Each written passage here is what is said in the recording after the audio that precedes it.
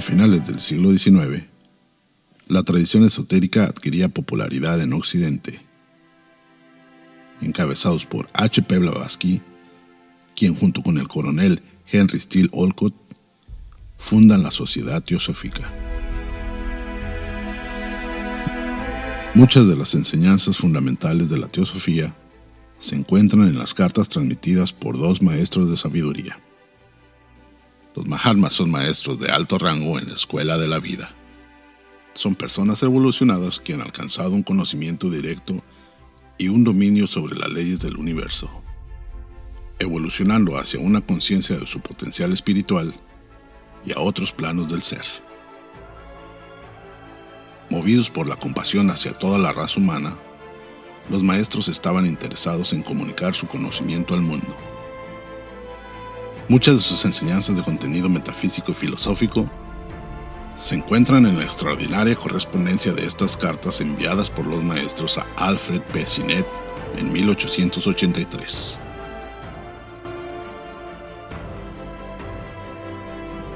Hacemos la invitación para unirse al estudio de las cartas de los Mahatmas los días martes a las 11:30 horas del centro de México. Impartido por Enrique Reich, doctor en psicología, autor y conferencista internacional, donde analiza los aspectos fenomenales del contenido de las cartas y comenta su impacto posterior en la sociedad teosófica.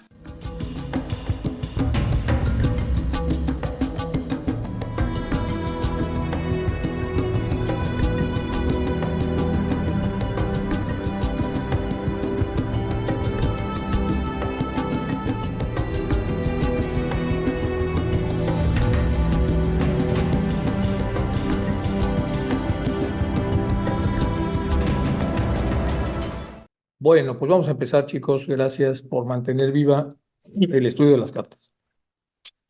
Seguimos con la carta 54, ya la vamos a acabar el día de hoy. Y empezamos con la invocación cerrada.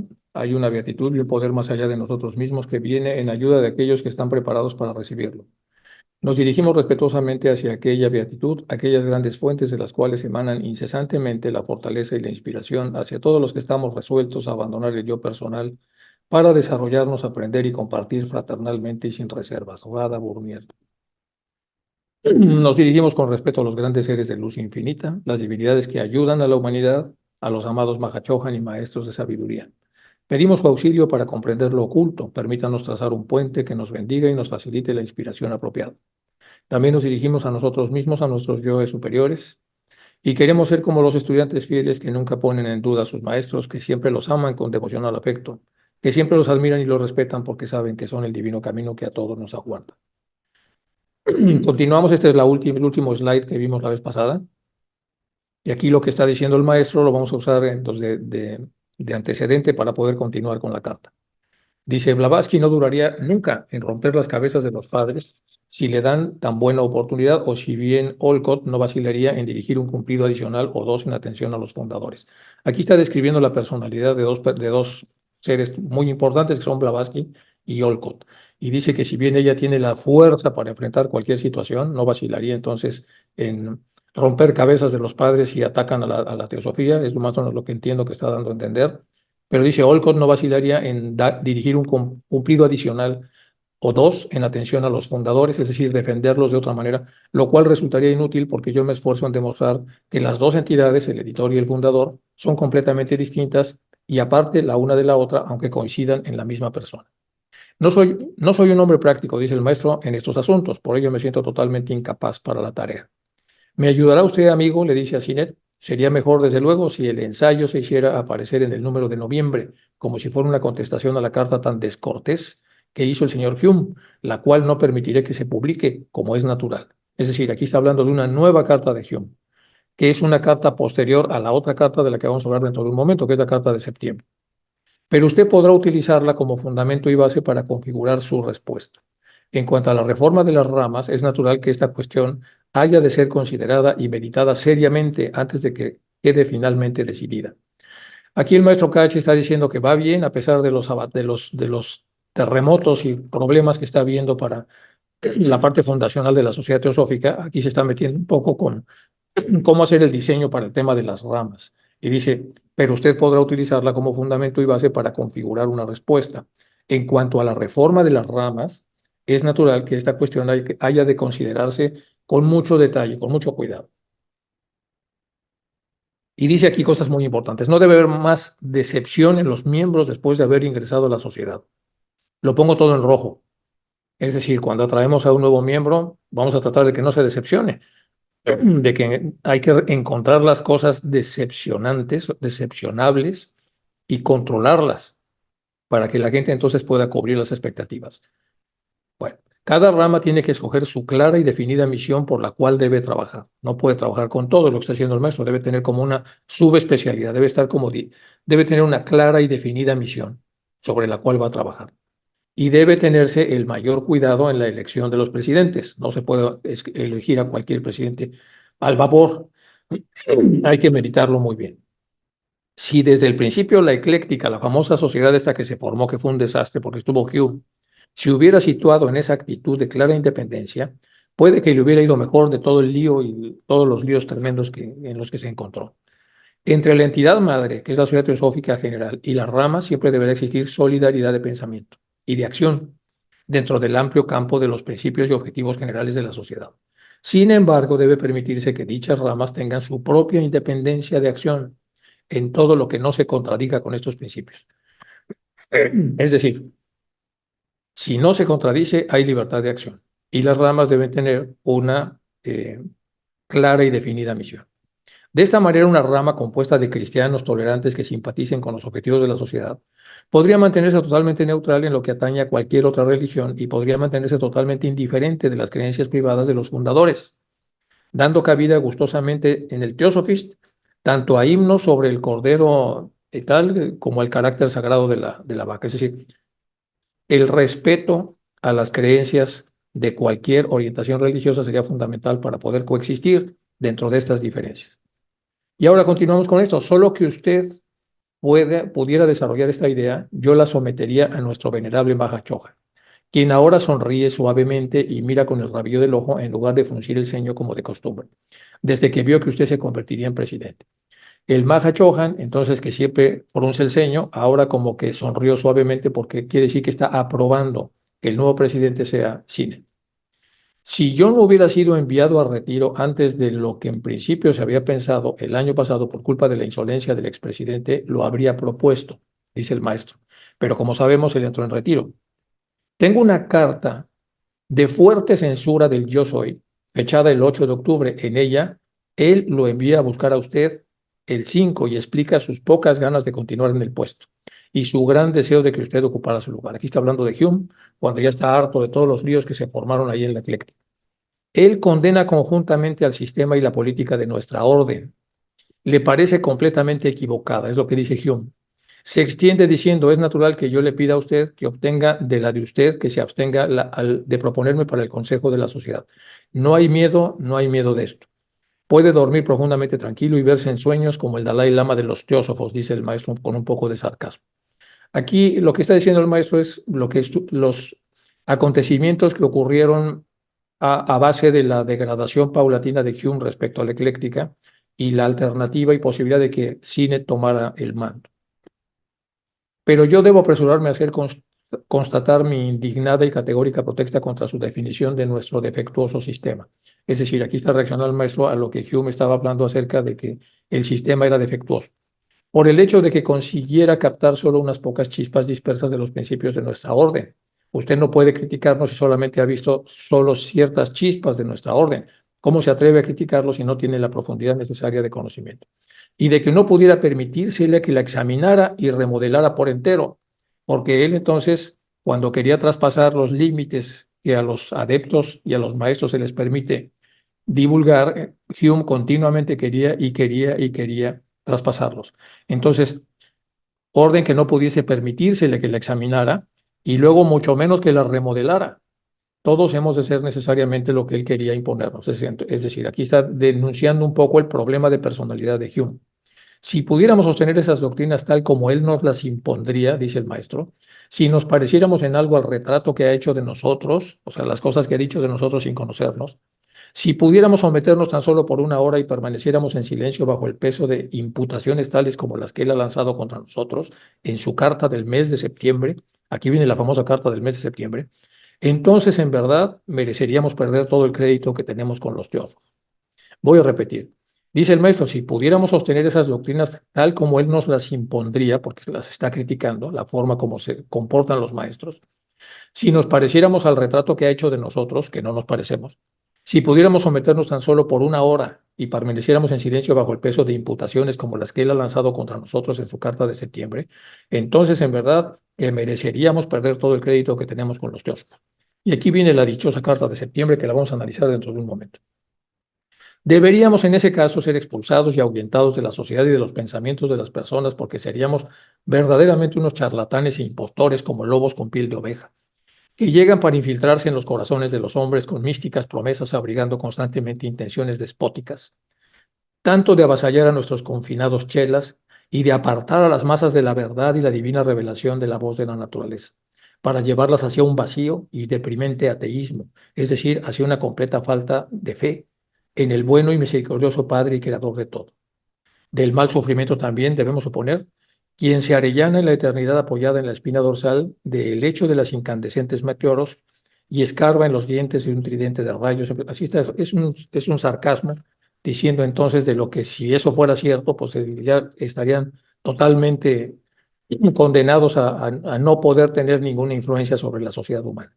En verdad que ya tenemos bastante de esa incesante centinela del arpa judía de la revelación cristiana. Bueno, vamos a analizar esto con cuidado porque me parece que es un tema que merece la pena que verifiquemos.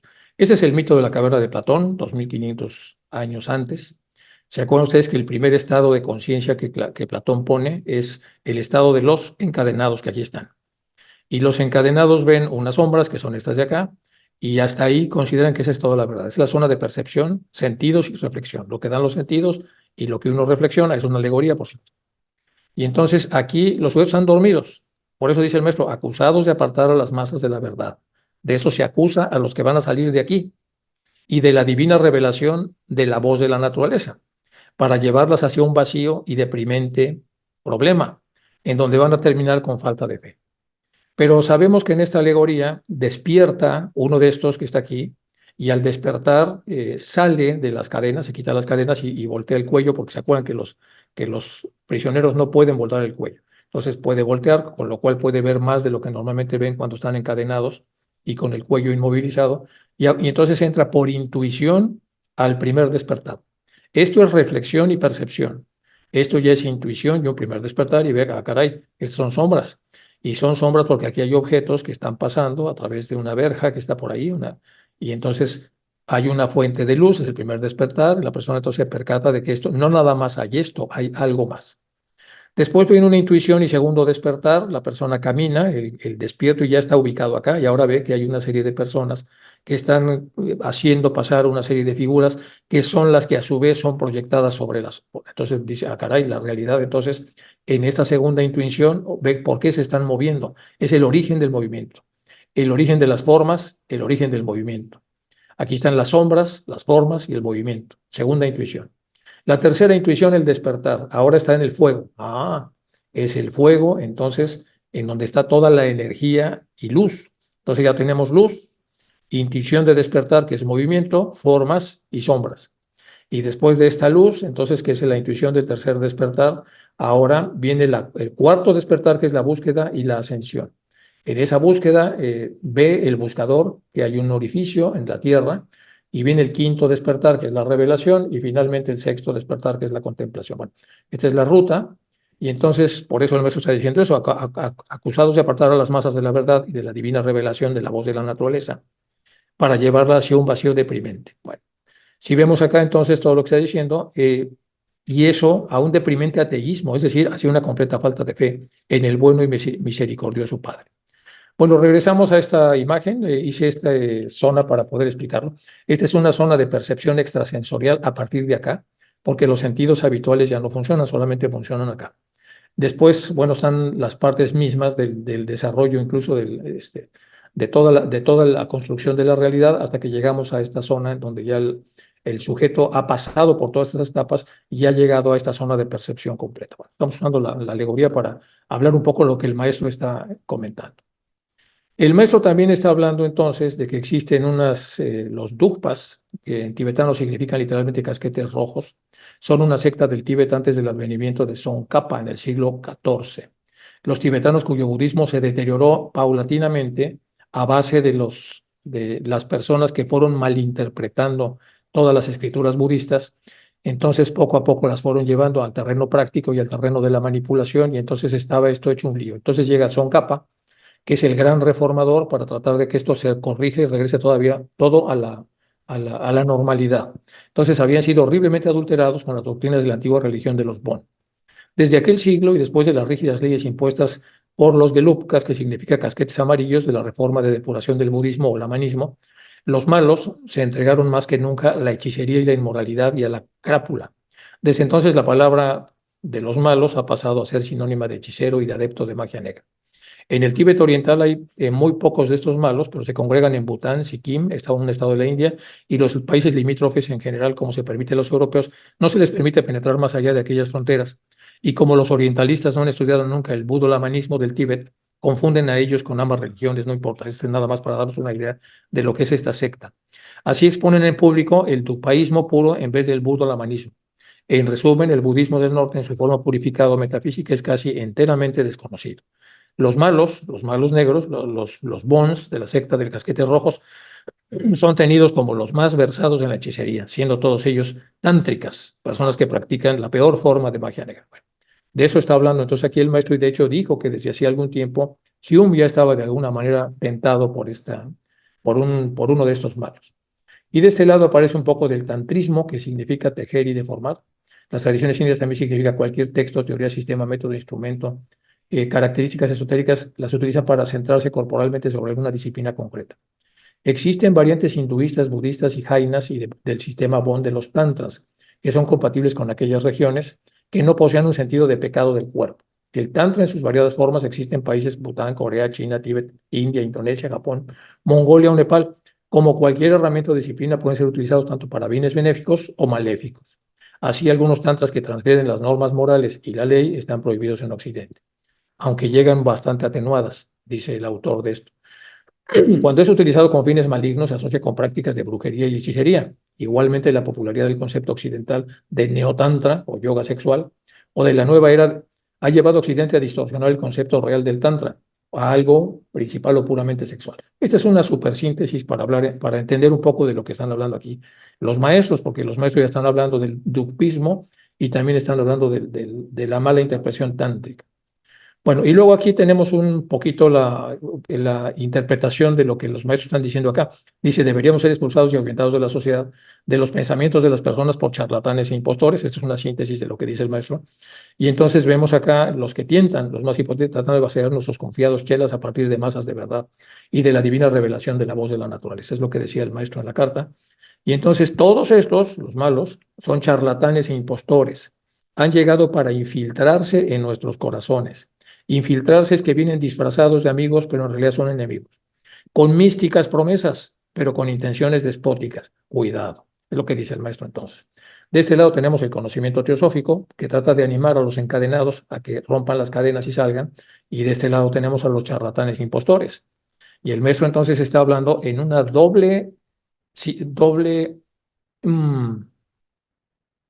está sugiriendo de alguna manera que existe parte de esto.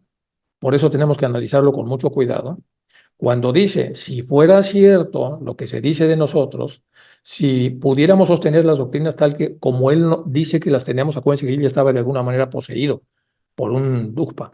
Si nos pareciéramos en algo retrato hecho de nosotros que ha hecho este señor que ya está poseído, si pudiéramos someternos tan solo por una hora y permaneciéramos en silencio bajo el peso de imputaciones tales como las que él ha lanzado a nosotros en su carta del mes de septiembre, entonces en verdad que mereceríamos perder todo el crédito que tenemos con los teósofos. Bueno, ¿qué está diciendo acá? Pues que ya es un infiltrado, tiene título de teósofo, está dentro de la teosofía, es presidente de la ecléctica, pero es un enemigo de la teosofía. Eso es un infiltrado. Entonces, por eso viene el siguiente párrafo. Y el problema de un infiltrado es que tiene más credibilidad que uno que no es infiltrado, porque si el que empieza a hablar cosas horribles de la teosofía es una persona que no es teósofo y que pertenece a otro lugar que evidentemente que entra en conflicto con la teosofía, uno lo puede entender. Pero lo que no puede entender es que sea una persona tan importante que además tiene un cargo dentro de la teosofía el que está haciendo este tipo de declaraciones. Y entonces automáticamente, por supuesto, los seguidores que están ávidos de escuchar argumentos y de confiar o no confiar en toda la parte que es suprasensorial, pues obviamente que va a tener problemas, no nada más para las personas a las que critica, sino para todos los posibles seguidores que no van a entrar en esa corriente por dudar de ella, a raíz de que un infiltrado que tiene una categoría muy elevada está poniendo en jaque a todos. Entonces, si eso fuera, deberíamos ser expulsados y ahuyentados de la sociedad y de los pensamientos de las personas, porque seríamos charlatanes e impostores, como lobos con piel de oveja. Aquí es donde viene la parte. Seríamos como verdaderos lobos, solo que disfrazados de ovejas. Ahí viene el tema del impostor, que llegan para infiltrarse en los corazones de los hombres. Serían así. Ojo, aquí está hablando en doble sentido figurado, porque la persona que entra en la teosofía y genera división y genera problemas y pone las cosas en contra y hace declaraciones y pone frases que normalmente producen divisiones, es un infiltrado porque está generando lo que los maestros no quieren que se genere. Por eso es que es un doble sentido. Y de esa manera entonces es lo que le pasó a Hume. Tenía tenía una gran reputación teosófica y desde adentro empezó a atizarle durísimo la teosofía.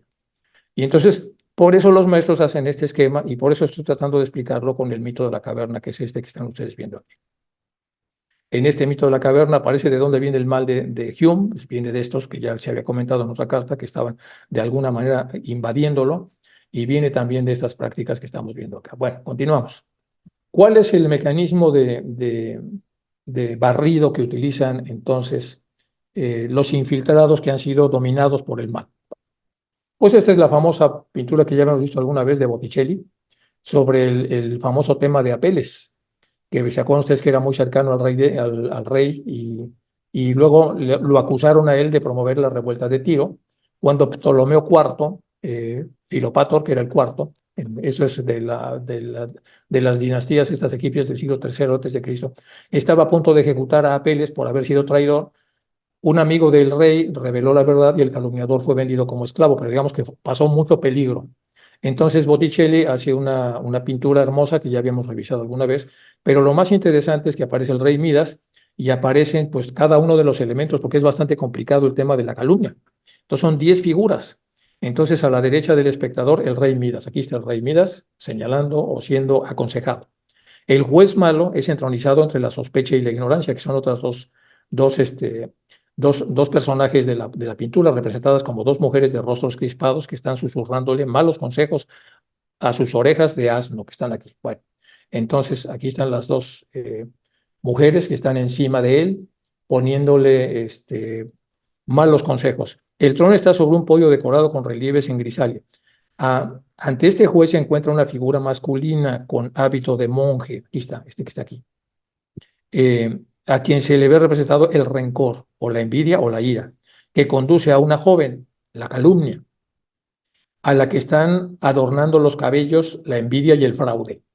Entonces, la envidia y el fraude, que son estas dos, están adornando a la calumnia, que además es conducida por una figura masculina con hábito de monje, a quien se ve representado el rencor. Entonces, el rencor, y aquí tenemos a otras dos, que son la envidia y el fraude, están adornando o poniendo guapa a la calumnia, a la que están adornando los cabellos, la envidia y el fraude, que porta una antorcha de representación del rumor que se extiende como un fuego. El rumor se extiende como un fuego. La calumnia, indiferente a cuanto sucede, arrastra a la víctima, que es este pobre que está ahí acostado. Entonces, arrastran prácticamente desnudo, junto a las manos, en ademán de pedir clemencia. A la izquierda está la penitencia, vestida de negro, con ropa pesada. Aquí está la penitencia. Y Andragosa, que se vuelve hacia la figura que está desnuda detrás de ella. Eh, y luego está la verdad desnuda, que resplandece señalando el cielo con el dedo. Esta es la verdad desnuda, que aquí ha perdido la partida porque se han juntado todos estos para poder entrar en la mente del rey, para que éste satanice y de alguna manera crucifique, por así decirlo, a este inocente que es el que ha sido calumniado. Pero en el caso de Apeles, resulta que hubo una revelación prodigiosa, maravillosa, y es donde vienen los seres de la luz para tratar de corregir esta situación. Y aunque no hay una pintura de Botticelli que arregle el asunto, entonces muy a tiempo se da cuenta el rey, hay un tercer susurro, que es el susurro de la luz, en donde se encuentra el verdadero culpable y todos estos personajes salen de la escena para salvar a este sujeto, y una vez salvado este sujeto, la luz gana y se resuelve el conflicto. Bueno, esta famosa pintura, bueno, sirve un poco para explicar esto. Ahora, las enseñanzas que tenemos. Dice Buda abajo, dice, la lengua es como un cuchillo afilado, mata sin que brote sangre. Y eso es para estudiarlo un buen rato, y estamos hablando entonces de cómo se afectan las actitudes en base a los argumentos calumniosos. No hay nada encubierto que no llegue a revelarse, ni nada escondido que no llegue a conocerse, dice Lucas, y eso se usa mucho en ocultismo. El testigo verdadero jamás engaña, el testigo falso propaga mentiras. Proverbios. Los labios del justo estilan bondad, la de la boca del malvado brota perversidad y división. Bueno, que refrene su lengua al hablar el mal y sus labios de proferir engaños. Salmo del 34:13. El Señor aborrece a los de labios mentirosos, pero se complace con los que actúan con lealtad. Proverbios. Bueno, esto da para un taller. Y entonces, ¿qué es lo que pasa? Tenemos la actitud en base a argumentos, todos lo usamos. Y si nosotros conservamos nuestra libertad para argumentos, tenemos que verificar, somos teósofos, lo que queremos es la unidad amistosa, no la división enemistante. Si escuchamos entonces palabras o leemos frases que producen división enemistante, estamos siendo manipulados con argumentos. Y eso nos va a llevar a nuevas actitudes manipuladas. Y eso nos va a generar conflictos. Y eso va a generar un retraso en el desarrollo, pero además vamos a hacer daño a mucha gente. Y eso es exactamente lo que le estaba pasando a Hume. Y entonces, por esas razones que estamos haciendo este análisis. Continuamos. Dice, M cree que el suplemento de la revista Theosophist debiera ampliarse si fuera necesario, de manera que haya espacio para la expresión de opiniones de cada rama de lo que apenas estaban haciendo como sociedad teosófica. Por diametralmente opuestas que puedan ser las cosas que las ramas pongan, habría que ponerlas en un suplemento de la revista. Se debería conseguir que The Theosophist adoptara una característica que lo distinga y lo convierta en un ejemplar único en su género. Estamos dispuestos a facilitar la cantidad extra que haga falta para que esta sea una súper recontra importante revista. Dice, yo sé que usted captará mi idea, a pesar de lo confusamente que la expresé. Dejo nuestro plan totalmente en sus manos. El éxito en esto contrarrestará los efectos de la crisis cíclica, la crisis que continuamente se está repitiendo en la sociedad teosófica. Como verán ustedes, los órganos de difusión son fundamentales. Las charlas estas que se dan todos los domingos son fundamentales. Las charlas que damos varios de los que nos hemos atrevido a darlas y los que todavía faltan por darlas, y ustedes que están en esta clase, que se pueden atrever el día de mañana a darlas, todo eso es importante para que se mantengan entonces los órganos de difusión como el Theosophist. Bueno, preguntaba usted, y aquí esto estaba un poco parece, lo que pasa es que esta es la respuesta a la pregunta. Dice, preguntaba usted que qué puede hacer, qué más puede hacer, es lo que preguntó en su carta Sinet al maestro. Nada mejor ni más eficaz que lo que le acabo de decir, el plan este, es decir, métase a Theosophist, dele una categoría importante, meta las ramas, ponga el suple, le dijo qué podía hacer. No puedo terminar esta carta, dice el maestro, después de decirle qué es lo que puede hacer, pues cuando preguntó el que qué más podía hacer, pues puede usted hacer esto, le dice. Y luego dice el maestro, aquí viene una parte muy interesante, no puedo terminar esta carta sin hablarle de un incidente que, si bien es absurdo, ha sido motivo de algo que me hace dar las gracias a mi buena estrella, me hace dar las gracias a mi buena estrella, a mi buena suerte, y que también le agradará a usted cuando se lo comente. Su carta, que incluía la del famoso Mesey, la recibí a la mañana siguiente a la fecha que usted le entregó al hombrecillo. Me encontraba entonces en las cercanías de Paris Young, en la gompa de un amigo, y estaba muy ocupado en asuntos importantes. Cuando recibí el aviso de la llegada de la carta, yo estaba justamente cruzando el gran patio interior de ese monasterio. Me disponía a escuchar la voz del lama Tondub Gaccio y no disponía de tiempo para leer el contenido porque estaba yo ocupado. De manera que después de abrir mecánicamente el grueso paquete, le eché simplemente una ojeada y lo puse, según creí, en la bolsa de viaje que llevo colgada en el hombro. Pero en realidad el paquete había caído al suelo y, como yo estaba roto el sobre, yo lo había roto el sobre y había vaciado su contenido, este se desparramó al caer. No había nadie cerca de mí en ese momento y a mi atención estaba totalmente concentrada en la conversación de quién, pues del famoso lama Tonju Gaccio. Ya había alcanzado la escalera que me conduce a la puerta de la biblioteca cuando terminó la charla, cuando oí la voz de un joven Gelong gritando desde una ventana, reprendiendo a alguien a lo lejos. Me volví, porque escuché que estaban reprendiendo, y me di cuenta enseguida de la situación. De no haber sido por el grito de ese señor, yo nunca hubiera leído su carta, porque vi a una venerable cabra en el acto de convertirla en su comida matinal. Esto es un error de traducción, pero sí aparece en castellano. Lo que vio es que las cartas que había tirado se las estaba comiendo una cabra. Entonces vi a una venerable cabra en el acto de convertir su carta en su comida matinal. Esta es la famosa carta de septiembre, que ahorita la vamos a analizar dentro de un momento, pero vamos a terminar el tema de la carta. Dice, la criatura, es decir, la cabra, ya había devorado parte de la carta de Massey y estaba preparándose reflexivamente para dar un mordisco a la suya, más delicada y fácil de masticar con sus viejos dientes de la cabra que el papel más grueso y el sobre de la epístola de su corresponsal. Me bastó solo un instante para rescatar lo que quedaba ante el disgusto y la oposición del animal. Le quitó la carta, pero quedaba ya muy poco, estaba todo mordisqueada. El sobre con su membrete casi había desaparecido y el contenido de las cartas resultaba ilegible. Resumiendo, me sentía perplejo ante la visión del desastre.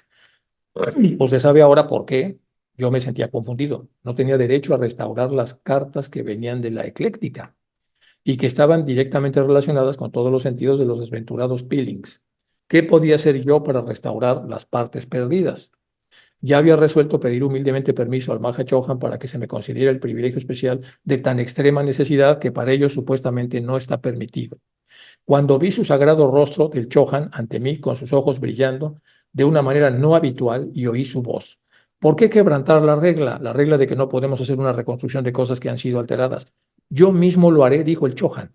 Esas simples palabras, Kan Mitzah, que significa yo lo haré, contiene un mundo de esperanza para mí. Él ha restaurado el Maha Chohan las partes perdidas y lo ha hecho con una habilidad perfecta, tal como usted ve, e incluso ha convertido un sobre estrujado y roto y muy estropeado en uno nuevo, con membrete y todo. Ahora bien, yo sé que gran cantidad de poder es necesario para una restauración así. Se necesita mucha energía, ya lo hemos comentado varias veces. Y esto me lleva a esperar una relajación de la severidad uno de estos días. De ahí que le diera las gracias a la cabra de todo corazón. Y puesto que ella no pertenece a la aislada raza Peeling, para demostrarle mi gratitud, le fortalecí lo que quedaba de su dentadura y aseguré que sus alvéolos y los arruinados restos, de modo que los años venideros podrá masticar un alimento más duro que las cartas inglesas. Es decir, gracias a que no se comió la carta, le hizo una reparación etérica para que la dentadura de esta cabra pudiera funcionar mejor para los años que le quedan de vida. Es un relato bellísimo. Bueno, regresamos a la carta de... Este es el Theosophy del que está hablando el maestro, esta es la Bombay, septiembre de 1832. En esta dichosa carta, pues viene el tema este, bueno, tiene cosas muy bonitas. Dice que es el cuarto año que ya tiene la revista, justo en el septiembre del 1882, y entonces pues vienen un montón de artículos, pero lo que nos interesa está acá. En este artículo está firmado por HX, o sea, de Hume, y aquí aparecen los que están firmando una protesta, que son de Bamuni, Subtun, Subarro, muchos de los chelas adeptos están firmando la carta de protesta por haber escrito una carta de ese tipo. ¿Qué dice la carta? Bueno, el título que publicó Hume dice Massey y Easy Simbel. Y eso no lo pude meter en el traductor. Vamos a ver más o menos lo que dice. Dice, tenemos una muy dura protesta. Otra vez un artículo de muchos chelas y todos hemos aceptado ser discípulos de los maestros. Inmediatamente como seguidores encontramos entonces, no nos encontramos solos acerca del sentimiento de dolor que nos ha generado una crítica tan horrible que ha hecho este hombre. Entonces, por eso estamos elevando una enérgica respuesta para considerar lo que sería la expresión muy unilateral que ha hecho este señor. O sea, Hume dice, no es justo que un europeo empiece a juzgar a los asiáticos de acuerdo a sus propias leyes que pasan en Occidente. Entonces, esto es injusto. Y entonces lo que genera pues, es un problema muy, muy fuerte y así se va todo el artículo. Vamos a ver entonces vamos a ver la traducción completa de lo que hacen en la protesta. Esta es la carta de Hume y aquí viene la protesta. Entonces, en la protesta, bueno, se está hablando de que nunca se ha ofrecido como alumno tiene derecho a criticar abiertamente y culpar a nuestros maestros, simplemente por sus propias hipótesis mal verificadas y así ver la situación. Y respetuosamente sostenemos lo que corresponde el enfermo que se le mostró positivamente sus personalidades tan y sin ceremonias ante el público como lo haría en cualquier otra clase de hombre. Al pertenecer como pertenecemos a la llamada raza asiática, que si ustedes consideran inferior, no podemos evitar esa devoción ilimitada que los europeos consideran como serviles, porque es lo natural. Al considerarle una persona que otro es inferior, automáticamente se le antoja que ese le sirva. Entonces, convertir a los que son colaboradores en sirvientes es una práctica muy desagradable. Y dentro de lo muy desagradable que está, pues aquí se están quejando todos. Sin embargo, las razas occidentales harían bien en recordar que si algunos de los pobres asiáticos llegaron a tal altura de conocimiento al resolver los misterios de la naturaleza, es cierto solo por el hecho de que tienen un camino y una devoción que está contra toda prueba de lo que normalmente de los occidentales de 1882 en India conocen. Aquí aparece el texto en inglés, que ustedes lo pueden bajar y aquí aparece la protesta. Y bueno, eso está hablando el maestro. El maestro está hablando de que esa carta de Hume generó una hecatombe porque es profundamente racista, muy crítica, sin conocer abiertamente lo que está criticando, genera un verdadero problema y por eso es que hay una firma masiva de gente que rechaza completamente esa carta. Bueno, es lo que está diciendo el maestro. Y por eso dijo que la carta de noviembre que había mandado Hume, esa no se va a publicar. O sea, ya se publicó la de septiembre y ahí van a dejar el tema. Bueno, es lo que les quería a ustedes comentar respecto a este asunto. Y aquí el tema de la cabra. Continuamos. Y ahora unas pocas palabras sobre el chela, o sea, el que llevó la carta. Por supuesto que usted debe haber sospechado que desde que se le prohibió al maestro la más pequeña manifestación tamasha, también ha sido así con el discípulo. ¿Por qué entonces tendría usted que haber esperado o haberse sentido un poco decepcionado al haber rehusado él enviarme las cartas de usted vía espacio y en su presencia? Bueno, aquí le está reclamando un poco de dudas que tuvo Sinet respecto a enviar la carta a través del hombrecillo, que así le llaman. El hombrecillo es un muchacho que promete, con muchos más años de los que aparenta. O sea, se ve muy joven, pero tiene más años. Pero joven en conocimientos y costumbres europeas, no tiene ni idea de cómo son los europeos. Y a eso se debe que cometiera algunas indiscreciones, las cuales, según le dije, me hicieron sonrojar y sentirme abochornado por los dos salvajes. La idea de este hombrecillo de ir a encontrarle a usted para pedirle dinero fue absurda en extremo. Cualquier otro inglés, vean lo que dice, cualquier otro inglés a la que le hubiera pedido dinero, las personas con las que envié el documento para que a su vez trajeran el documento suyo, dice, cualquier otro inglés que no fuera usted, después de eso los hubiera considerado como dos charlatanes ambulantes. Espero que ya habrá recibido el préstamo que le devolví con mi agradecimiento. O sea, que hubo varios malentendidos a través del curry que encontró el maestro para que llevara las cosas. Nat tiene razón sobre la pronunciación fonética vulgar de la palabra QT. En general la gente pronuncia como QTO, pero no es correcto y él está equivocado en cuanto a los espíritus planetarios. Aquí viene una explicación que vamos a verla milimétricamente porque es un poco compleja. Yo ya lo expliqué en la última clase que tuve, no me acuerdo si la de magia o la clase que tuve del mal, pero expliqué lo que un discípulo del maestro M comenta sobre los espíritus planetarios, que es el caso de Torkom Saraidarian. Entonces, eso puede aclarar un poco lo que viene a continuación. Dice, él está equivocado en cuanto a los espíritus planetarios. Dice, no conoce la palabra y creyó que usted quería decir devas en vez de espíritus planetarios, los servidores de los Diyan Choans. Vamos con calma aquí. No conoce él la palabra y creyó que usted, cuando dijo espíritus planetarios, se estaba refiriendo a devas, que son servidores de los Diyan Choans. Son estos últimos los planetarios. Y desde luego es ilógico decir que los adeptos son más importantes que ellos. Repito, son estos últimos los planetarios y desde luego es ilógico decir que los adeptos son más importantes que ellos, puesto que todos nosotros nos esforzamos por llegar a ser Diyan Choans. Al fin, sin embargo, han existido adeptos más malvados que los planetarios. Repito, sin embargo, han existido ciertos adeptos que han llegado a una elevación superior que los espíritus planetarios de los grados más inferiores. Por lo tanto, los puntos de vista de usted no están en contra de nuestras doctrinas. Por lo tanto, los puntos de vista de usted no están en contra de nuestras doctrinas, como él le dijo, pero lo estarían si usted hubiese querido hablar de los devas o ángeles como pequeños dioses. No es necesario el ocultismo para que un ego puro y bueno se convierta en un ángel, dice el maestro. No es necesario el ocultismo para que un ego puro y bueno se convierta en un ángel o espíritu, ya sea en el de Bachán o fuera de él, pues la condición angélica es el resultado del karma.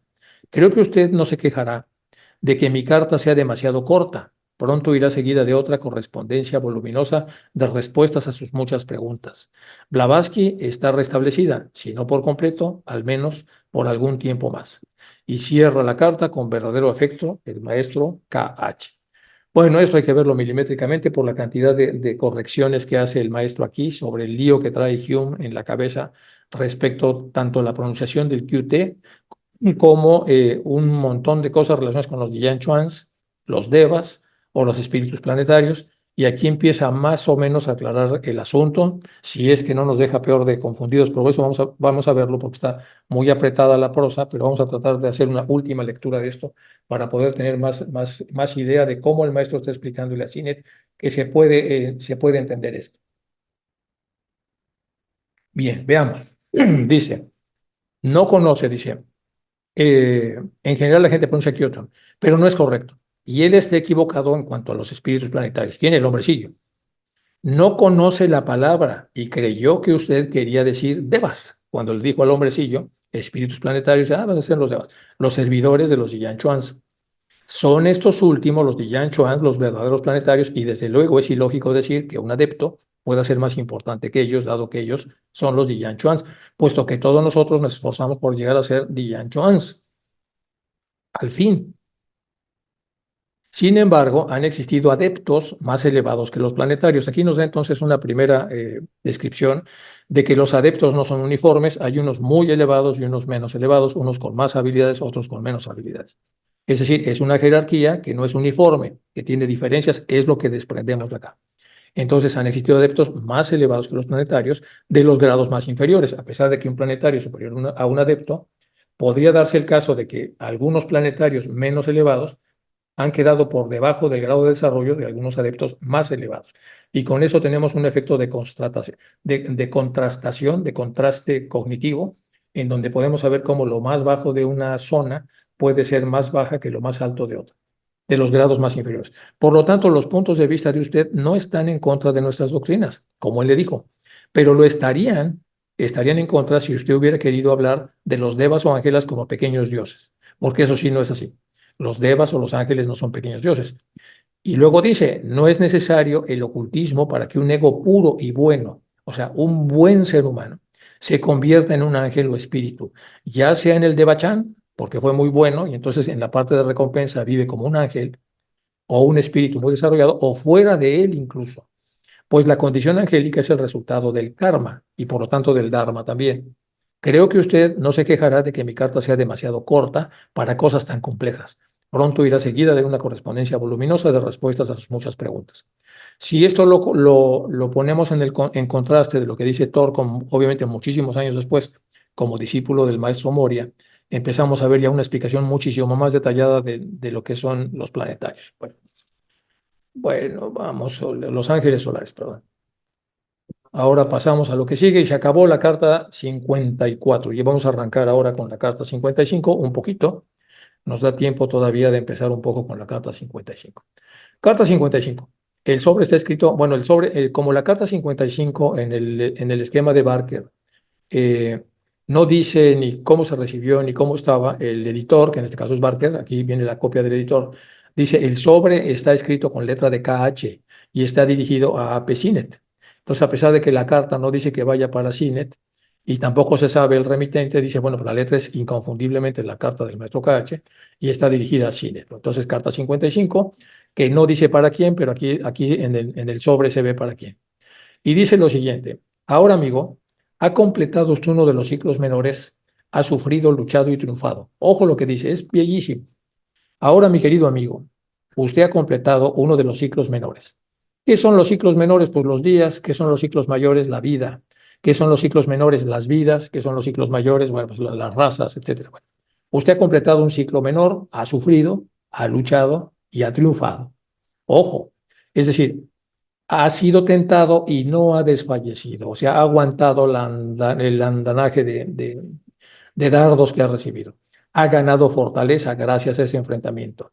Y la dura naturaleza de la parte y de las pruebas que le tocan a cada aspirante que busca el conocimiento oculto es ahora, sin duda, mejor comprendida por usted. O sea, todo eso que usted ha luchado y todo lo que ha resistido, todo lo que ha sufrido y todo lo que ha triunfado, ahora, sin duda, toda nuestra enseñanza es mejor comprendida por usted. Es decir, estos son ya los frutos de ese enfrentamiento.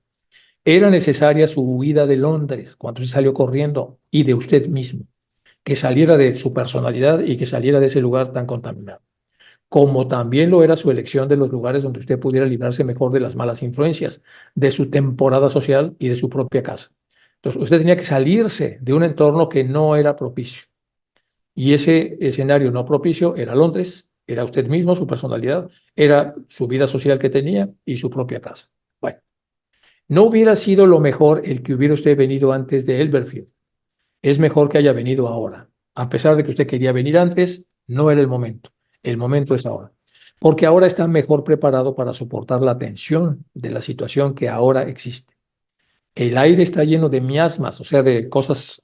Miasmas son como productos, como pus, como excrescencias de enfermedades o las sobras de una enfermedad infecciosa que contagia. Entonces, el aire está lleno de miasmas de la traición. Es decir, hay alrededor de la ciudad teosófica de esa época muchos miasmas de traición, muchas excrescencias, muchas cosas putrefactas de traición. Un oprobio inmerecido se cierne sobre la sociedad teosófica y la falacia y la falsedad han sido utilizadas para derribarla.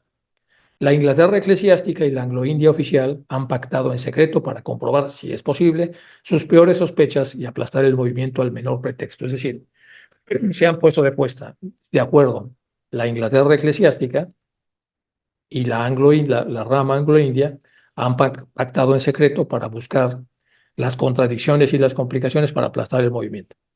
Toda estratagema infame será empleada en el futuro. O sea, nos van a calumniar, le van a decir hasta la despedida, como ya lo es en el presente, para desprestigiarnos a nosotros como sus promotores y a ustedes como sus patrocinadores. O sea, van a criticarnos a nosotros como los promotores y a ustedes como sus patrocinadores, no nuestros patrocinadores. Porque la oposición representa enormes intereses financieros y ellos cuentan con la ayuda entusiasta de los malos, que no hay que pronunciar el nombre, pero que ahí está, tanto de Bután como los del Vaticano. O sea, todos estos están de alguna manera infectados. Usted es uno de los blancos luminosos a los que apuntan los conspiradores. Trabajarán 10 veces más que hasta ahora para cubrirle a usted de ridículo por su credulidad. O sea, lo van a ridiculizar. Lo van a hacer parecer como un estúpido por creer en nosotros, en especial. Por su fe en mi persona lo van a criticar. Y para refutar los argumentos de usted que apoyan la enseñanza esotérica, también lo van a criticar. Puede que traten de quebrantar su confianza, aún más de lo que ya lo han hecho, con pretendidas cartas presentadas como la elaboración de HPV y otros, o con documentos falsificados, presentando y confesando fraudes y planteando repetirlos. Es decir, van a aplicarle todo lo imaginable para que usted dude, su fe se resquebraje y entre usted en el modelo que habíamos visto aquí, que es el modelo ya explicado de una manipulación argumental que lo va a llevar entonces a un retraso en el desarrollo y a conflictos múltiples, pero sobre todo a la ruptura de un estatus de fe que con mucho esfuerzo él ha conseguido. Bueno, vamos a ver más adelante. Entonces todo eso va a pasar. Usted es uno de los blancos luminosos, es el que queda, porque Hume ya no está bien, y a ese apuntan los conspiradores y entonces le van a poner de todo documentos falsificados, confesando fraudes, planeando repetirlos, lo van a hacer parecer como un ridículo y un estúpido. Bueno, siempre ha sido así. Aquellos que han estado velando por el género humano en el transcurso de los siglos de este ciclo, ojo lo que dice acá, aquellos que han estado velando por el género humano en el transcurso de los siglos de este ciclo han visto repetirse constantemente los detalles de esta lucha a muerte entre la verdad y el error. Algunos de ustedes, teósofos, se sienten heridos ahora solo en su honor, porque los han difamado y les han dicho cosas, o en sus bolsillos, les han quitado dinero. Pero aquellos que sostuvieron la lámpara en las generaciones precedentes pagaron con sus vidas la posesión de su conocimiento. Bueno, aquí está, es fuerte lo que dice aquí. Valor, pues, todos vosotros, los que quisierais ser luchadores de la única verdad divina. Repito, valor, pues, todos vosotros, los que quisierais ser luchadores de la única verdad divina. Manteneos decididos y confiados. Economizad vuestra fuerza moral, no desperdiciándola en trivialidades. Hay que aplicarla en donde vale la pena aplicarla, sino conservándola para las grandes ocasiones, como esta, donde hay que defenderse de ataques muy fuertes. A través de Olcott, el pasado mes de abril, les previne a todos ustedes de que lo que estaba a punto de estallar en Ariar, y le dije que no se sorprendiera cuando se prendiera el fuego a la mecha. Todo terminará bien a su debido tiempo, solo con que ustedes, los grandes y distinguidos jefes del movimiento, sigan inmutables, precavidos y unidos. Voy a repetir esta última parte. A través de Olcott, el pasado mes de abril, les previne a todos ustedes de que estaban a punto de estallar en la DIAR y que no se sorprendieran cuando se prendiera fuego la mecha. Es decir, lo que el maestro está diciendo acá como alegoría es que se empiezan a juntar todas las cosas explosivas y ya no más falta que le prendan la mecha. Entonces ya está todo listo para un bombazo. Todo terminará bien a su debido tiempo, dice el maestro. No se preocupen. Solo con que ustedes, los grandes y distinguidos jefes de este movimiento, sigan inmutables, sin engancharse con las provocaciones, precavidos, cuidadosos de que no pase nada, que no pase a mayores, y unidos, que es lo más importante. Bueno, pues estamos ya entonces en la carta 55. Esto lo vamos a dejar para la que sigue. Voy a dejar hasta acá para si hay cualquier comentario, observación o lo que fuera, podamos entonces entrar en el análisis de la carta. Dejo de compartir. Pues a ver, chicos, si alguno tiene algún comentario que quiera hacer, algún detalle que pueda aclararnos más cosas de lo que los maestros han dicho en esta carta, bienvenido. Patricia Chávez, Pati, Hola, Enrique, buenas tardes a todos. Una buenas tardes. pregunta. ¿Por qué siempre las personas que están más allá de el estudio espiritual, llámese apóstoles, llámese filósofos, llámese, por ejemplo, Platón, todos ellos, han sido calumniados, han sido denigrados, han sido probados en cierta manera para poder concretar lo de sería su misión, ¿no? Nunca he Pues acabas de entendido esta decir la parte. respuesta. Lo han hecho para probarlos, por un lado, por eso los maestros dicen que trabajan para ellos, porque trabajan para ellos para ver si realmente ya está listo o no está lista una persona para entrar al adeptado. Entonces, se tiene que enfrentar a cosas del mal que ellos no pueden prever, pero que se encargan los malos de preverlas, y de esa manera se ve si la persona, al ser probada, aguanta o no aguanta esas tentaciones. Esa es por una parte. Y por otra, bueno, pues ya eso visto del lado de la utilidad. Pero visto por el lado del perjuicio, pues son sumamente perjudiciales, a veces les pasa la mano, pero cuando ya está muy complicado algo, al final de cuentas, la luz entra y ayuda y vigila y trata de que las cosas puedan llegar nada más hasta cierto límite. Lo que sí tenemos que ser es pendientes dentro de nosotros mismos. Cuando estamos ligeramente poseídos, es cuando empezamos a hacer divisiones, empezamos a hacer cosas que normalmente nos fracturan, cuando empezamos a hablar entre nosotros mal como hermanos, cuando publicamos frases que lo único que tienden es a hacer divisiones. Hay que vigilar las cosas para no engancharnos, como dice ahí, y mantenernos unidos a pesar de las crisis que puedan tener entonces cualquiera de los miembros de la sociedad teosófica en general. Es lo que yo entiendo de lo que estaba diciendo el maestro. Pero volviendo a tu pregunta, yo creo que a eso se refiere la época esta de tentaciones, para ver si realmente estamos listos o no estamos listos. Y si no estamos listos, pues habrá que seguir encarnando hasta que estemos listos y así poco a poco iremos entrando entonces en la ruta de ascenso. No sé si eso contesta tu pregunta, Pati. Sí, muchísimas gracias, Al Enrique, que contrario. tengan buena tarde a todos. Bueno, y con las limitaciones que tengo, por supuesto, para entender esto, ¿no? Pero aquí hay otros que tienen como más bagaje que yo, que también pueden entrar un poco en la respuesta de estos temas. Elti, El sí. Ahora, cuando hablamos de QT, QT es una persona muy importante, ¿no? En el sentido de desarrollo. Ahora pregunto, ¿es el que Hume rechaza por su aspecto de arreglo, digamos, o estético? Lo habíamos visto esta carta ya contigo, ¿no? Eh, sí, pero en general, bueno, y también Sinet, rechazaban la manera de vestir, la manera de comer, Y de vestir de- la manera de expresarse, porque estaban educados de la manera como está educado un occidental. un inglés. Primero, es un tema largo de explicar, pero te voy a decir como yo lo he escuchado. Sí, Aquí nos pasamos un poco al psicoanálisis.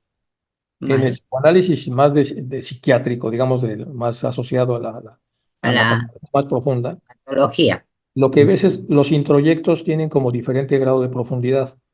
Y cuando tú en una familia haces introyectos de cómo debes vestirte y comportarte, y esos a su vez los pones en un ranking como extremadamente importante, Entonces, automáticamente te están hipnotizando para que te sientas mal cuando observas una serie de prácticas, porque primero te los introyectaron en una parte profunda y luego te lo pusieron como algo enormemente relevante, y entonces se generan dos grandes problemas.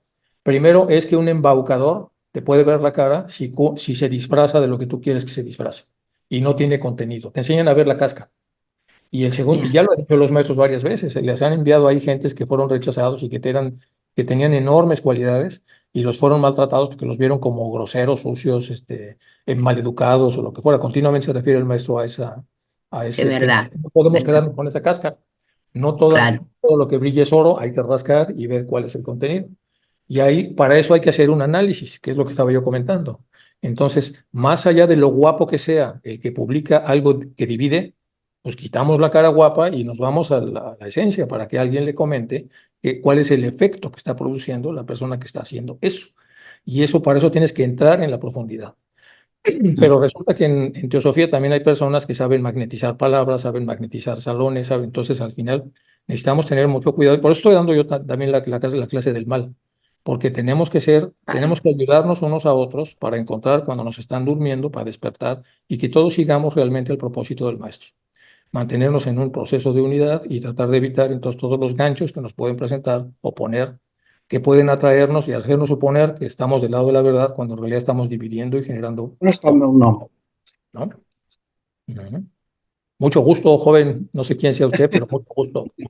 Es el Perabel, lo conoces, ¿no? Pues no me acuerdo de él, pero puede que sí. Sí, Bueno, sí, es lo puede que te que. puedo comentar, Elsie, dentro Vale, de las muchas gracias. situaciones que tengo para entender esto. Yo soy el primer sorprendido de estar dando las cartas y encantado de hacerlo y aprendiendo un montón. Pero yo De creo que por verdad ahí que va un poco el asunto. aprendemos. Ujú. Sí. Muchas gracias a ti. Oh, gracias a ustedes, muchísimas gracias a ustedes. Ujú. Y mucho gusto al joven que está ahí, al joven Al Dios joven, que está ahí junto. gracias. Namaste. Namaste. Namaste. Bueno, ¿quiere usted más café? No, namaste, namaste. Gracias. Magali, está apagado tu micrófono, Magali. Sí, ya lo encendí. Ese consejo que él les da al comportamiento de las logias es sumamente interesante porque Hombre, a veces queremos plantar nuestra personalidad y estructurar las cosas de acuerdo a nuestra personalidad, a lo que nosotros creemos, ¿verdad? Y es mandatorio lo que era dicho en esa carta, que tenemos que revisarla tantas veces. Para mí siento que es mandatorio porque se debe hacer la logia de una forma armónica, donde todos se sientan que van a aprender algo desde su punto de vista, desde la religión que practiquen. Y, y uno se encuentra a veces con personas que son intolerantes y no aceptan sino lo que ellos tienen en su mente. Y esa parte debe ser mandatoria para cada uno de nosotros tenerla siempre como un recuerdo, porque hay personas que dicen, no, tú no sabes nada porque no hablas de lo que tú quieres que hablen, pero tiene su punto de vista y, y es válido, porque es como él ve el mundo así es. y cómo él está entendiendo el estudio. Entonces, ese es un punto que no debemos pasar por alto y tratar de que se grabe en nosotros para poder tolerar Sí, ese dice el proceso. maestro que siempre y cuando no contradiga los principios de la sociedad madre. Exacto, sí, claro que O sea, sí, que porque no genere estamos, división, que no, o sea, cosas de ese tipo no.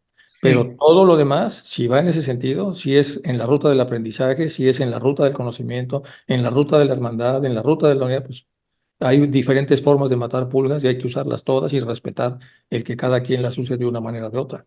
De hecho, sí. históricamente en las cartas ellos nada más rechazan cuando viene el tema de división, de calumnia, eso sí, Ujú. son duros para tratar de que eso no vaya a generar problemas profundos y bueno, y Blavatsky pues es todavía más dura cuando le entran las cosas que van a generar o errores o se alejan de la verdad o producen problemas de división. Y nosotros deberíamos hacer lo mismo. Y bueno, de las logias, somos 150 años después de estas cartas, pero en realidad, cuando horizontalizamos una familia o una empresa, las personas, yo trabajé una vez en un seminario que di a los franciscanos de todo el mundo.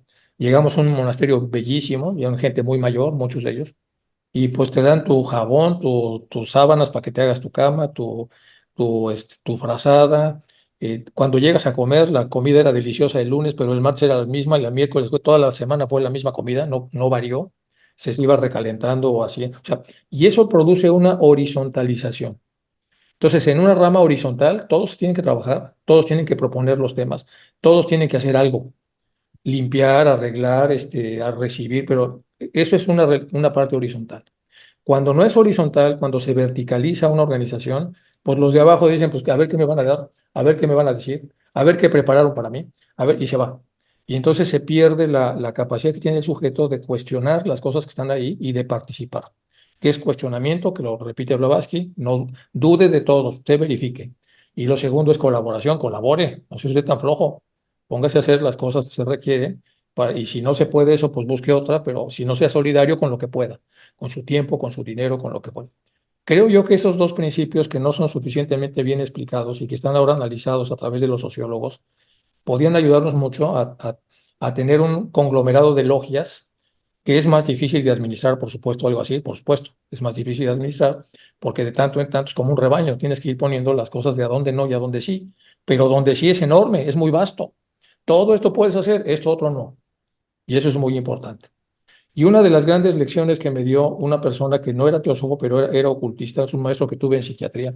Fuimos a ver a una persona que se había quedado cuadripléjico, se había quedado en una moto, un chico joven. Yo estaba estudiando en aquel entonces, yo estaba muy joven, y el chico ya se quería suicidar. Bueno, entonces estaba cuadripléjico y le dijo el maestro, dice, puede usted amar, puede ir al cine con dificultad, puede comer, degustar una comida, puede usted trabajar, algo que tenga que ver con el raciocinio, puede usted viajar con ciertas incomodidades, pero puede viajar, puede amar, puede tener una pareja, puede tener un trabajo, puede con ciertas dificultades, pero le dijo 50 cosas que puede hacer, pero caminar, eso no puede usted hacer. Y si usted se empeña en lo que no puede hacer, vamos a tener aquí un problema. Entonces, se ha reducido la capacidad de cosas que usted puede hacer, pero hay muchas cosas que se pueden hacer a pesar de esa pequeña reducción. Obviamente se lo dijo, no así como lo estoy explicando yo, con un carácter dulce que realmente transformó la cabeza de este chico sin necesidad de medicamento. Hay una fuerza en la persona que cree en estas cosas para que la persona encuentre lo que el otro quiere transmitir, que eso te da, pues estas enseñanzas, Magalita, estoy de acuerdo. Pues en las logias necesitamos visitarlas o que las visiten gentes que son capaces de contagiar esto. Contagiar libertad acotada, libertad con responsabilidad, contagiar respeto por los maestros, contagiar responsabilidad para hacer cosas y ayudar. Y eso, bueno, es todo un reto que se pueda lograr. Pero bueno, eso es lo que yo estoy tratando como Eh, de... y es bien importante por mi experiencia propia, que son muchas. Cuando llegué a la sociedad, yo soy muy activa, ¿para qué contarlas aquí? Pero recibí regaños que yo dije una vez, pero seré yo masoquista para estar todavía aquí, ¿qué me entretiene aquí? Bueno, porque fueron muchas, pero es bien importante escuchar esa carta del maestro. Es muy importante para todos, porque nos llegarán personas de distintas características y de distintas culturas que podemos, en vez de hacerle bien, hacerle un daño.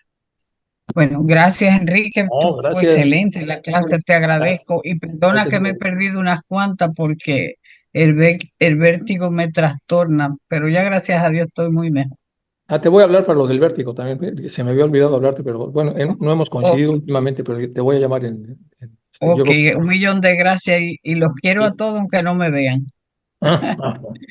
Bueno, Gracias, gracias. gracias. Ángela, Y bueno, yo voy a decir dos cositas. Ah, yo soy una persona de palabras muy simples. No puedo hablar tan científicamente. Yo lo que he visto en las logias, y no es solo en la Logia España a la que estoy afiliada, sino en otras, es las personalidades. Eso mata a las logias, en realidad. Y como todos tenemos personalidades, unos hay personalidades más fuertes que otros. Entonces llega una persona aspirante a estudiar teosofía y empiezan a interrogarlo como si fuera la policía. En segundo, le empiezan a imponer reglas que la persona ni siquiera sabía que existían. No tienen como esa empatía, esa simpatía al nuevo.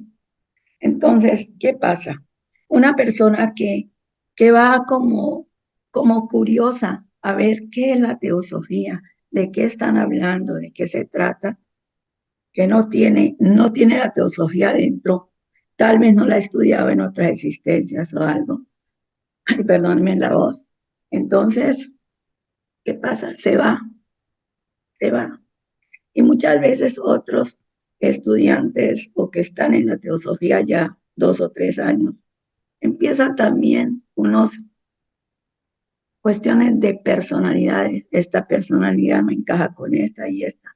Y en vez de traer una armonía, una simpatía dentro del grupo, se va. Bueno, yo no hablo más de eso porque ya Magali lo dijo muy bien, Enrique también. Lo único, Enrique, un consejo. Sí. Me voy a atrever a dar el consejo. No, dámelo. Bienvenido. El sánscrito es un idioma de poder, igual que el hebreo, igual que el latín. Entonces, incluso en una de las cartas, si yo no estoy equivocada, el maestro cuando fue a pronunciar la palabra dumpa dijo mejor no decirla. Ujú. Por eso, tú lo dijiste varias veces en la lectura. Después dijiste, no se debe decir.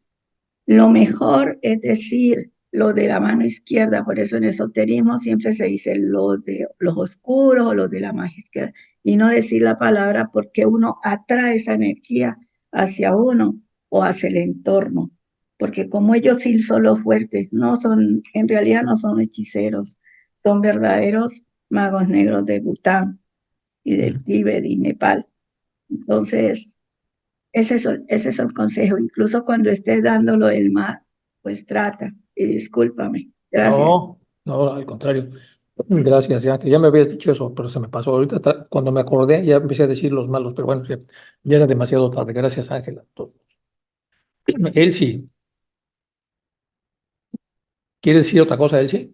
Hola, sí, aunque llegué tarde, me gustaría recordaros que mañana empezamos el mes de mayo y Naciones Unidas hace como 20 años declaró que el Festival de Wesak, que es la celebración de Buda, Sí. es la luna llena de mayo, siempre en luna llena de mayo.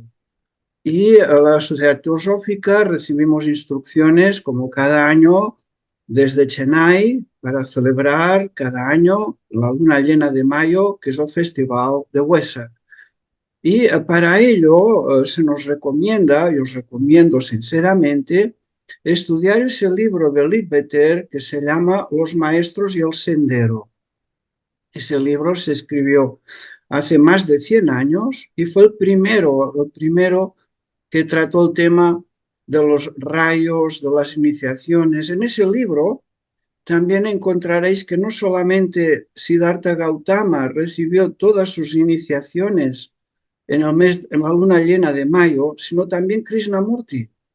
Krishnamurti también recibió todas sus grandes iniciaciones en la luna llena de mayo. De manera que para nosotros el Festival de Wesak es el momento más extraordinario de todo el año.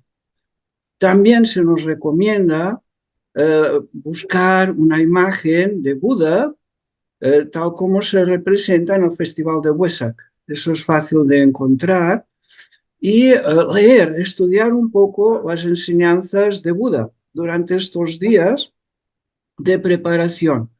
Pensemos que todos los grandes iniciados actualmente están preparándose ya para ese gran acontecimiento en el que recibiremos la bendición del Buda. Es el 23 de mayo, acordaros. Y el libro, lo repito, Los Maestros y el Sendero. Bueno, pues muchas gracias, Perebel, Era. y tendremos en cuenta tu sugerencia. Y falta, creo que Magali habías alzado la mano.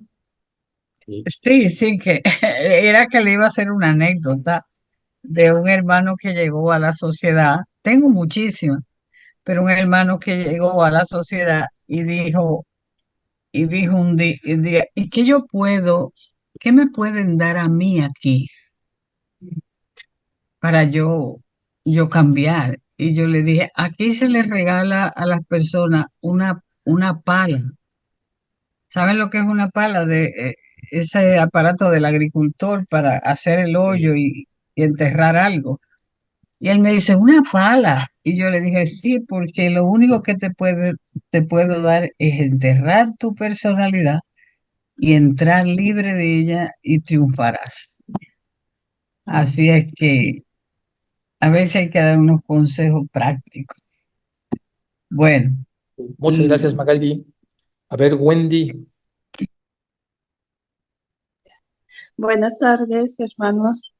Yo llevo varios martes escuchando la carta de los maestros y cómo eran esos tiempos, ¿no? Las discusiones, todo. Y acotando a lo que han dicho anteriormente, lo único que me imagino es en estos tiempos, y yo fui por muchas iglesias, querían saber la verdad. Y en todas era lo mismo, discusión, que hermanos. Y al escuchar estas cartas, digo, no hemos cambiado nada, pero gracias a la pandemia y a estas charlas por Zoom, creo que hemos mejorado, hermanos. No sé, es lo que siento, les voy a decir, porque yo entro a varias charlas y no hay egoísmo, se pasan respondiendo nuestras preguntas, decimos todo lo que queremos.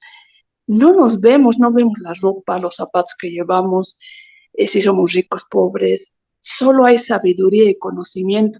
No sé si ahorita estuviera la señora Elena en el Zoom así con nosotros, estuviera feliz de que solo quisiéramos escuchar el conocimiento y crecer cada día.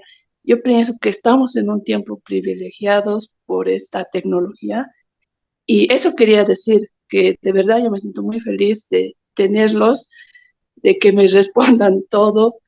Y lo que estoy haciendo ahorita es como una forma de agradecerles, ¿no? Pero cómo ha cambiado todo y ahora pienso que estamos mucho mejor que en esos tiempos de June y esas discusiones. Gracias. Gracias a ti, Wendy. Acaban de recomendar un libro muy bonito, que es de los Maestros y el Sendero, y aparece una versión muy humana de los maestros, aparece el barranco donde viven, aparece incluso la distribución arquitectónica de las casas, aparecen muchos detalles, porque también a veces hay que humanizarlos y luego hay que verlos también en el entorno más sobrenatural. Se acaba de hablar de Huesac también. O sea, lo que se va diciendo acá, que no nada más lo dice el orador, sino que ahora tuvimos pues un agregado muy importante de libros que se deben leer, son precisamente para los que tienen menos tiempo, porque van a entrar en mayor profundidad al ver dónde están, quiénes son, porque a veces necesitamos de alguna manera como cosificarlos. Pero bueno, ojalá que entres más a las charlas estas, ahí del lado de Cachetito junto a Elsie, para que podamos tener una parte, una reunión, una tertulia donde podamos incluso comentar libros y cosas, pues, teniendo en cuenta de atraer también a los que tienen menos tiempo con nosotros para que puedan animarse a hacer lecturas, porque lecturas hay muchísimas. Y algunas mejores, algunas más, para mí, más inspiradoras que otras, pero bueno, al final el eje son las cartas. A pesar de que fueron respuestas a preguntas que un par de ingleses hicieron, de todos modos el contenido que hay ahí es impresionante. Es muy bonito estudiarlas. Chicos, muchas gracias a todos. Nos vemos el próximo martes. Que les vaya muy bien. Que pasen bonito resto de la semana.